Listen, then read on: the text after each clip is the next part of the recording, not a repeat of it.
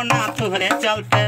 आ सट्टा सगरो टूटल कोरोना तोहरे चलते शादी बियाह रुकल कोरोना तोहरे चलते चीन में आइल बीमारी जान गल दुनिया सारी चीन में आइल बीमारी जान गल दुनिया सारी सब लोग हैरान हुआ कोरोना तोहरे चलते मुर्गा बदनाम हुआ कोरोना तोहरे चलते मुर्गा बदनाम हुआ यही से तो कहिले तो कहेलो कि कहतारन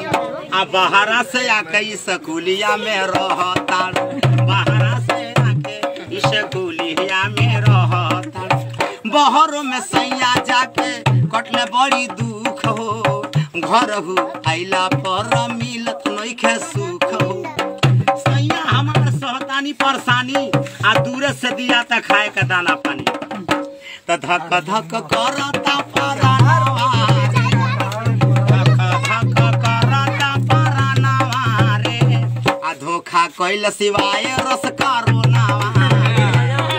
धक धक करता परानवा रे धोखा कइल सिवाय रस करोनावा रे त सर्दी जुखाम खांसी होई रैया उन से हटी के कोरोना वायरस से बची के कोरोना वायरस से बची के चीन में आइल बीमारी लोग सगरो घबराइले आ कोरोना वायरस बीमारी से भैया केतना लोगवा मरी गइला देही हाथ के रखी ह सफाई साबुन से हाथ मली मली के हाँ कोरोना वायरस से बची के कितने देश में फैलल ई बीमारी लोग सब घबराइल बा